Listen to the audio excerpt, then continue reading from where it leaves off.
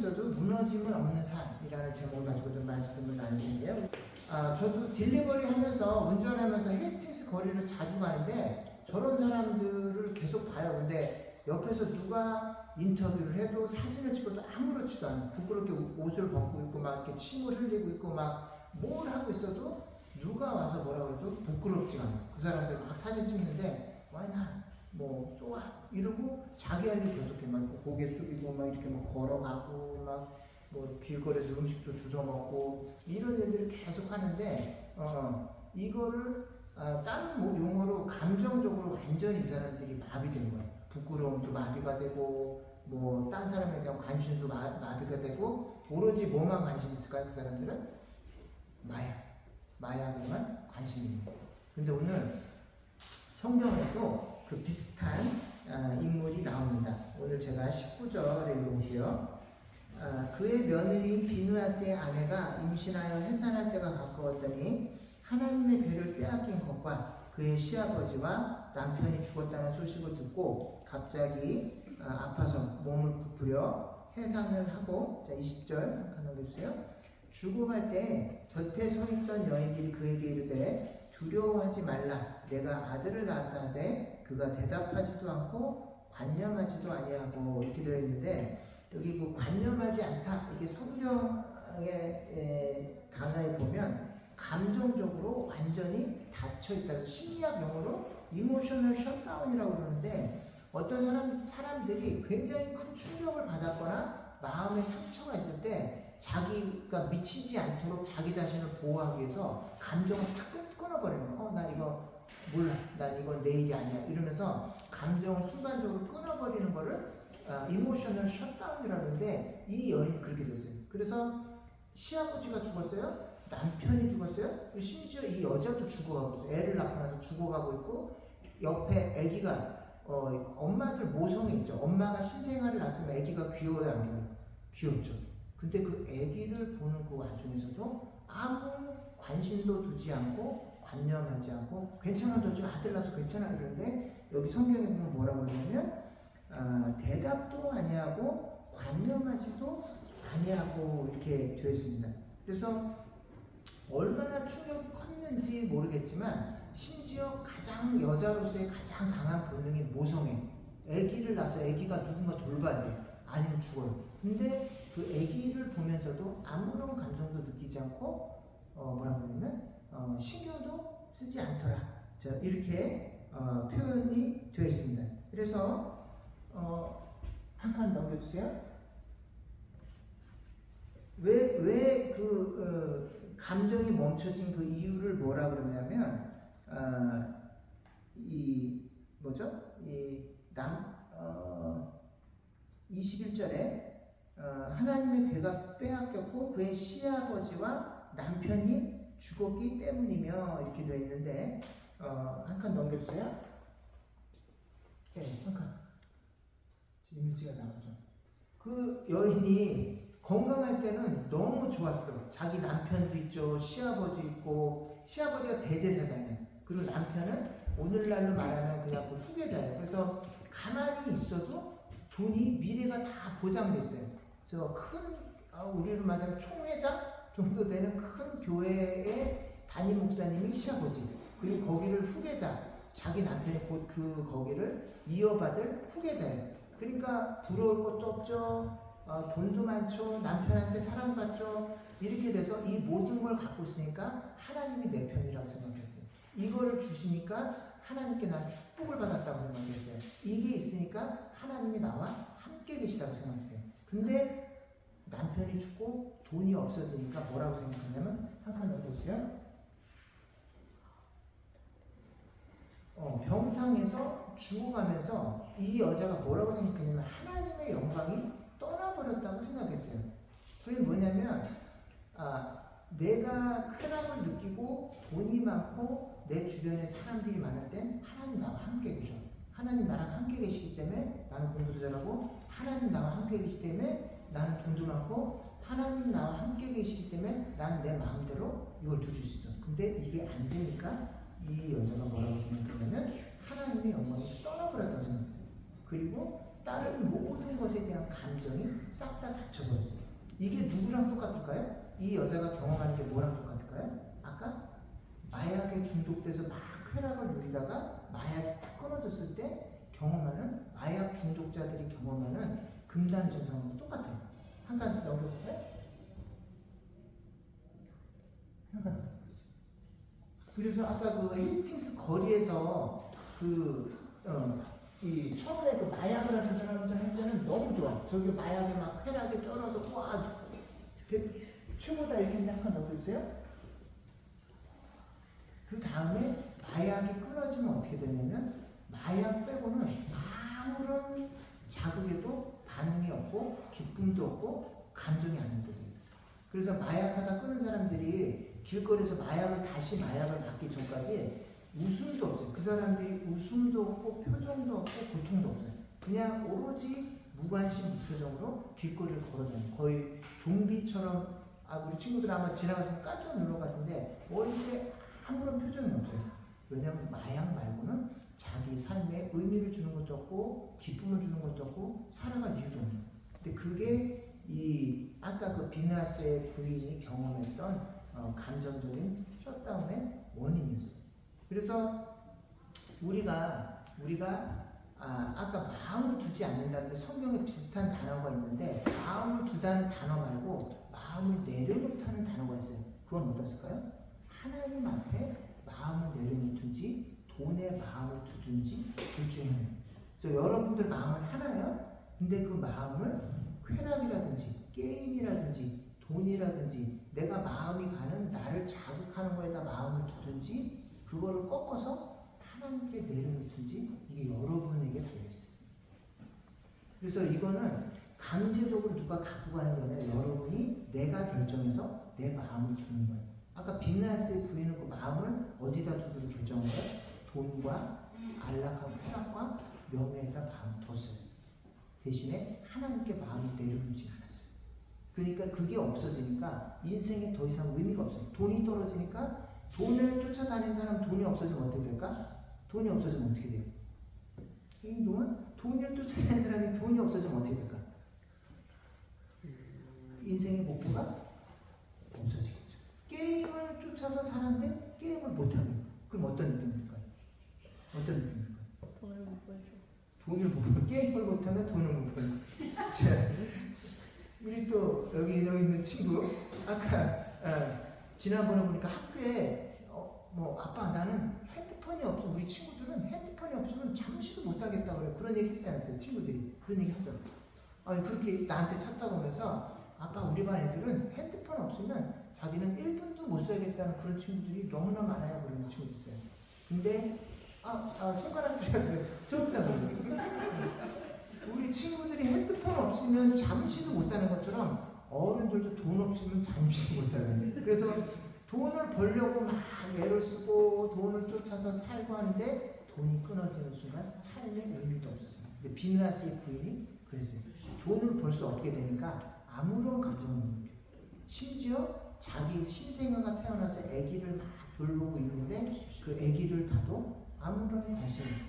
여러분들 엄마가 아기 돌보는 게 가장 강력한 모성애 같죠. 근데 2차 세계대전 때 실험을 해봤대요. 엄마랑 아기를 같이 어떤 골방에 가둬놓고 이제 죽음의 위험이 점점 다가오는 거예요. 그러면 엄마가 자기 생명을 살릴까요? 아기를 살릴까요? 어떨 것 같으세요? 다시 말씀드릴게요. 아기를 방금 낳았어. 그럼 엄마가 아기가 귀여워 안 귀여워? 귀엽죠. 근데 그 잔인한 사람들이요. 아기랑 신생아를 두고 골방에 가둬놓고 방에 막 온도를 높였어. 그래서 발이 막 뜨거워. 조금 있으면 막 죽을 것 같아요. 그럼 엄마가 아기를 살릴까요? 자기를 살릴까요? 어떻게 할 것 같아요? 실험 결과 어떻게 됐을까? 자기. 응? 맞아요. 많은 실험을 했는데 엄마가 막 아기를 막 들고 아기를 끝까지 막 안고 할 것 같아요. 아기를 발에다 놓고 아기를 밟고 서서 살아나. 똑같은 실험을 2차 세계대전 때 일본군이 했는데 아기랑 엄마를 같이 방에다 놓고 물을 막 넣었어요. 그러니까 처음에는 아기를 막 이렇게 숨쉬게 하려고 말 텐데 나중에 되니까 자기가 죽을 것 같으니까 아기를 바닥에 놓고 딛고 올라서 자기가 숨쉬고 자기가 살더래요. 깜짝 놀랐어요. 근데 그게 인간의 본성이에요. 그래서 여러분들 상호 우울증이라는 게 오잖아요. 근데 그게 왜 오냐면 자기를 사랑하는 마음과 모성애가 충돌해서 일어나는 게 상호 우울증이에요. 나는 나를 기쁘고 안락하게 살고 싶은 내 욕구랑 애기가 자꾸 귀찮게 잠도 못 자게 막 돌봐야 돼, 막 밥을 줘야 돼. 그러니까 나는 귀찮은데 나는 편하게 나로 살고 싶은데 애기가 내 자유를 뺏어가. 그러니까 애기를 돌봐야 되는 책임과 내가 나로 편하게 살고 싶은 나를 사랑하는 마음이 충돌이 일어나니까 우울증이 생겨요. 그래서 여러분들이 막 가족을 사랑하고 애기를 사랑할 것 같아도 가장 강력한 욕구는 자기 사랑이에요. 내가 나를 사랑하는 욕구가 가장 커요. 그래서 그거를 채우기 위해서 안 되면 가족도 팔고 식구도 팔고 배우자도 팔고 하나님도 파는 거예요. 근데 비누아스의 아내가 그랬어요. 근데 명분은 뭐냐? 자기가 이제 죽어가면서 나 이제 감정이 다 메말랐어. 나는 돈도 다 떨어지고 남편도 죽고 쾌락도 없고 나 이제 이 세상에 살 의미가 없어. 근데 명분은 뭐라고 하냐면 하나님의 영광이 떠났기 때문에 난 슬픈 거야. 이렇게 표현해요. 다시 말씀드리지만 여러분들이 교회에 다녀도 돈이나 게임이나 인터넷이나 TV나 이런 게 훨씬 더 즐거운 사람들은 그게 없어지면 그 분노를 뭐라고 그러냐면 하나님이 나를 돌봐주지 않기 때문에 난 지금 화가 나는 거라고 그 모든 분노를 어디다 돌리냐면 하나님께 돌려요. 자기가 돈이 없어서 게임이 없어서 자금을 못 받아서 화가 나는데 그걸 뭐라고 하냐면 하나님이 날 돌봐주시지 않기 때문에 난 지금 화가 났어. 이렇게 얘기해요. 근데 오늘 성경에 비나사의 부인도 죽을 때 하나님의 영광이 뺏겼기 때문에 나는 이렇게 슬픈 거야 라고 얘기하는데 정작은 돈을 뺏겼기 때문에 가장 슬픈 거예요. 근데 여러분들이 두 가지 침체가 있어요. 하나님 때문에 슬픈 사람들은 반드시 그 이후에 하나님께서 찾아오셔서 회복을 시켜주시고 성장을 해요. 근데 돈을 막 하고 그리고 게임과 자극을 사랑하다가 그게 끊어졌을 때 오는 침체는 회복의 길이 없어요. 다시 말씀드리면 내가 막 어떤 게임이나 자극을 위해서 막 쫓아가다가 그게 끊어지잖아? 그럼 그게 다시 되찾을 때까지 아무런 삶의 회복점이 없어요. 그리고 삶의 낙이 없어요. 그게 보통 세상에 사는 사람들이 경험하는 절망의 결과예요. 근데 하나님을 믿는 사람들은 하나님께 소망을 두고 마음을 내려놓고 사는 사람들은 아무리 큰 침체가 와도 그 이후에 회복과 성장이 따라옵니다. 그래서 침체를 많이 겪으면 겪을수록 사람이 성장해요. 인격이 자라고 그 다음에 하나님 앞에 더 신실해지고 이렇게 변하는데 하나님을 안 믿는 사람들은 고통을 경험하면 경험할수록 잔인해지고 사람이 못돼지고 거칠어져요. 이게 안 믿는 사람과 믿는 사람들의 차이. 그래서 오래 신앙생활하는데 얼굴이 막 무서운 사람들이 있어요. 신앙생활을 오래 하는데 얼굴이 싸나운 사람들이 있어요. 그 사람들은 왜 그러냐면 교회를 오래 다녀도 소망이 하나님이 아니라 내 자신의 자아에 둘다 그게 꺾일 때마다 잔인해지는 거예요. 내가 막 돈 벌려고 내가 막 프레를 짜봤는데 안 돼. 그러니까 화가 나는 거예요. 근데 그 화를 하나님께 쏟고 사람께 쏟다 보니까 얼굴이 잔인해지고 거칠어지고 못되져요. 그래서 교회 생활 오래 했다고 했는데 얼굴이 막 싸나운 사람들이 있어요. 어쩔 수 없이 시간이 지나면 자기 내면이 얼굴이 다 드러나요. 저도 좀 얼굴이 싸납습니까? 저도 찌니가 맨날 얼굴 보고 아빠 얼굴에 이거 인상 좀 피세요 맨날 그러는데 아빠는 피곤해서 그러면 싸나워서 그러는데 아빠는 피곤해서 얼굴이 싸나워진 거예요. 그래서 맨날 찌니가 아빠한테 막 짜증 부리지 마세요. 뭐 얼굴에 이거 피세는데 아니 아빠는 싸나워서 그렇게 된 게 아니라 하나님 앞에 살지만 하나님께서 피곤해서 그런데 대부분 오래 교회를 다니는 사람 중에서도 얼굴이 잔인해 보이고 싸나운 사람들인데 그건 시간이 지나도 감출 수가 없어요. 나이 먹어서 온화하게 늙는 사람들이 있는 반면에 품위 있게 늙는 사람들이 있어요. 품위 있게 나이 든 사람들은 나이가 들면 얼굴에 품위가 나타나요. 하나님과 함께 은혜 가운데 나이를 먹은 사람들은 아무리 큰 고난을 남편을 잃고 자식이 자기보다 먼저 세상을 떠나고 이런 많은 풍파를 겪었어도 얼굴에 평안이 있어요. 그런 사람들은 하나님과 함께 그 고난을 지나갔기 때문에 지나고 나서 얼굴에 평안이 남아있어요. 근데 하나님 없이 그 고난과 그리고 힘든 시간 이런 걸 보는 사람들은 얼굴에 잔인함이 남아있어요. 싸나움이 남아있어요. 근데 그걸 감출 수가 없어요. 시간이 지나면 한두 번은 연기로 감춰지는데 그 뒤에는 그 잔인함이 얼굴이 그대로 나타나요. 근데 이 비느하스의 아내가 그랬어요. 그래서 중요한 것은 자, 한 칸 더 넘겨주세요. 자, 한 칸. 이 비느하스의 아내가 죽어갈 때 하나님께서 소망을 주셨어요. 그게 뭐예요? 자기 아들. 그 아들 다 죽었지만 내가 너 아들 줬잖아. 이 아들을 붙들고 다시 하나님의 말씀을 가르쳐서 세상을 살면 돼. 근데 그 아내는 그 비느하스의 아내는 뭘 선택했어요? 마음을 셧다운하는 걸 선택했단 말이에요. 근데 한 칸 더 넘으세요. 그 셧다운은 환경을 향한 문을 닫는 게 아니라 주님의 부르심을 향해서 문을 닫는 거예요.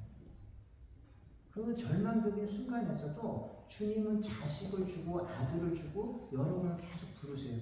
아무리 힘든 순간에도 하나님은 희망의 씨앗을 주세요. 그래서 그 희망을 들고 가도록 희망을 볼 수 있는 눈을 주는데 그 마음을 닫는 건 여러분의 선택이에요. 다시 말씀드릴게요. 아무리 힘든 상황에서도 하나님께 마음을 내려놓을 거냐 마음을 닫을 거냐 여러분 선택이에요. 환경은 세상 탓이라고 할 수 있는데 어려운 환경 속에서 내가 망가지느냐 하나님 앞에 성장하는 여러분 책임이에요. 근데 그게 비느하스의 아내는 문을 닫고 죽기로 결정해요. 반면에 사무엘이나 자, 한 칸 더 넘겨볼까요? 저기에 읽어보면 예레미야 애간데 제가 읽어볼게요. 여호와의 인자와 긍휼이 무궁하심으로 우리가 진멸되지 아니하니이다. 이것들이 아침마다 새로우니 주의 성실하심이 크시도소이다. 이게 언제 쓴 글이냐면 예레미야가 전쟁이 나가지고 자기 식구들이 다 끌려가서 죽었어요. 그리고 동포들이 그때 당시에 그 바벨론과 아스리아에 끌려갔는데 그 나라는 전쟁을 해서 그 포로들 어떻게 잡아가냐면 팔이나 다리 하나를 잘라요. 그리고 귀나 이런 데를 잘라서 굉장히 잔인하게 신체를 훼손해요. 그래서 데리고 자기네 본국까지 데려가는 거예요. 그러면서 그 주변의 국가들이 보면서 우리한테 까불면 이렇게 되는 거야. 이렇게 해서 본보기로 잔인하게 사람들의 팔이나 다리를 잘라서 끌고 가는데 예레미야가 그걸 다 봤어요. 자기 친구들, 자기 친척들이 그렇게 잔인하게 끌려가는 모습을 보고 자기도 포로로 끌려가서 굉장히 비참하게 막 쓰레기통 청소하고 막 바닥 닦고 이러는데 어느 날 아침에 딱 일어나서 보니까 감사기도가 나와요. 뭐라고? 하나님 이렇게 다 죽이셨지만 그래도 다 죽이진 않고 그 중에 몇 명을 살려서 이렇게 하나님께 예배드릴 수 있게 해주신 이 은혜를 감사합니다 하고 포로로 끌려가서 자기 동족과 친척들이 다 잡혀주고 자기도 비참한 막 이렇게 변소 청소하고 쓰레기통 청소하는 그 상황 속에 아침에 눈을 딱 떠보니까 그래도 내 목숨이 붙었네. 그래도 아직 내가 하나님을 찬양할 수 있네. 이런 것 때문에 이 예레미야 애거에 뭐라고 그러냐면 아침마다 새로우니 주님의 성실하심이 굉장히 큽니다 라고 썼어요. 똑같은 상황인데 아까 그 비느하스의 아내는 나는 마음을 닫고 영광이 떠났으니까 죽어버렸다. 이게 그 여인의 선택이었고 예레미야의 선택은 하나님의 은혜가 너무 커서 제가 깜짝깜짝 놀랍니다. 이렇게 고백을 하고 거기서도 이 성경 예레미야서를 거기서 쓴 거예요. 그래서 여러분들이 살면서 힘들 때가 있어요. 캐나다 살면서 어려울 때가 있어요. 근데 어려운 거는 여러분 선택이 아니지만 그 뒤에 비느하스 아내처럼 죽기로 선택할지 하나님 앞에 마음을 내놓을지 여러분의 선택이에요. 그래서 오늘 이후에 살면서 이제 세컨더리 가니까 공부 힘들죠. 여러분 바쁘죠. 또 노예는 좀 있으면 군대 가야 돼 이제. 군대 가면 힘든 문제가 생길까 안 생길까요? 생길까 안 생길까? 쉽지 않아. 힘들어. 근데 힘든 상황 속에서 이게 뭐야? 왜 나만 여기 와서 하고 죽상을 쓴 건지 하나님께 마음을 내려놓고 거기서 새로운 성장을 경험할 수 있도록 여러분들이 살면서 환경이 잘 안 되고 어려울 수 있어요. 저희도 교회가 여기 있다가 장소를 옮겨갑니다. 근데 당분간은 또 이제 집에서 예배드리고 이제 교회를 찾아야 돼요. 근데 어려운 상황이지만 이게 하나님께서 우리를 떠나간 증거인가? 하나님 우리를 버리셨나? 이렇게 생각하면 한도 끝도 없이 답이 안 나요. 근데 하나님이 우리를 새로운 터전으로 옮기셨네, 새로운 가능성을 열어놔 주셨네, 이렇게 생각하면 새로운 성장의 출발점이 됩니다. 여러분들이 어떻게 환경을 해석하느냐가 여러분들의 삶의 질을 결정합니다. 여러분들 계속 왜 이렇게 하나님 고통만 주세요? 이렇게 어려운 세컨더리 내놓고 군대 왜 보내고 왜 이렇게 힘든 상황만 주세요? 답이 없어요. 계속 그러면 계속 망가져요. 근데 하나님 이곳에 보내시는 뜻이 있는 줄 믿습니다. 하나님 여기 함께 해주실 거죠? 이렇게 하고 하나님께 마음을 내려놓으면 거기서 또 길이 보여요. 그때부터 성장이 시작됩니다. 그래서 오늘 함께 예배드린 우리 브리즈교회 식구들은 하나님이 우리 힘들게 만들 때가 있어요. 예수 믿는 사람도 눈물 나고 답이 안 보이고 힘들 때가 있어요. 근데 예레미야처럼 그 속에서도 하나님이 어떤 소망의 씨앗을 주셨는지 하나님께 마음을 내려놓든지 아니면 마음을 닫든지 여러분께 달렸습니다. 그래서 환경은 모든 사람들에게 찾아오지만 선택은 여러분의 몫이에요. 그 이후에 성장을 하든지 망가지든지 이거는 여러분에게 달려있습니다. 하나님은 언제나 기회의 문을 열어놓고 계시지만 그걸 붙들든지 마음 닫든지는 있어도 여러분의 선택입니다. 오늘 이 비느하스의 아내처럼 마음을 닫고 쓰러지는 그런 어리석은 선택을 하지 마시고 하나님이 주시는 기회의 문을 잡는 저와 여러분이 되시기를 예수님의 이름으로 축원드립니다. 아멘. 그래서 그런 문을 붙들고 다음 한 주간도 열심히 달려가서 하나님이 어떤 길을 가기 위해서 예배해 놓으셨는지 발견하는 저와 여러분이 되시기를 축원드립니다. 기도하겠습니다.